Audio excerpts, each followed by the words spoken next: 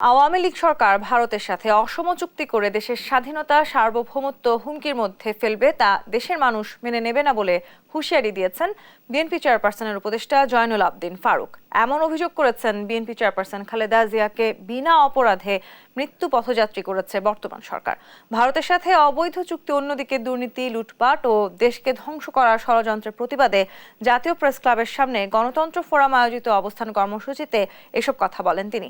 এ সময় BNP chairperson Khaleda জিয়াকে অবিলম্বে বিদেশে নিয়ে চিকিৎসার দাবি জানান ফারুক। বলেন, স্বল্প সময়ের ব্যবধানে দুইবার সরকার প্রধান ভারতে গিয়ে খালি হাতে ফিরলেও দেশের বুকের ওপর দিয়ে ভারতের রেল চলতে চুক্তি করেছে সরকার।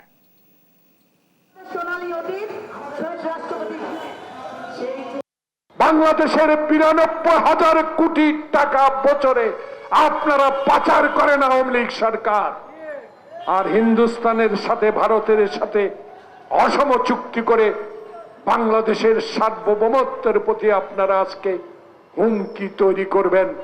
বাংলাদেশ জাতীয়তাবাদী দলের একজন সৈনিক, একজন কর্মী থাকতেও আমরা কোনোদিন এটা গ্রহণ করব না। হিসাব আওয়ামী লীগ অক্ষরে অক্ষরে নেব, সময় বেশি দূরে নয়। বাংলাদেশে এই ভারতীয় আগ্রাসনের বিরুদ্ধে লড়াই করতে হবে।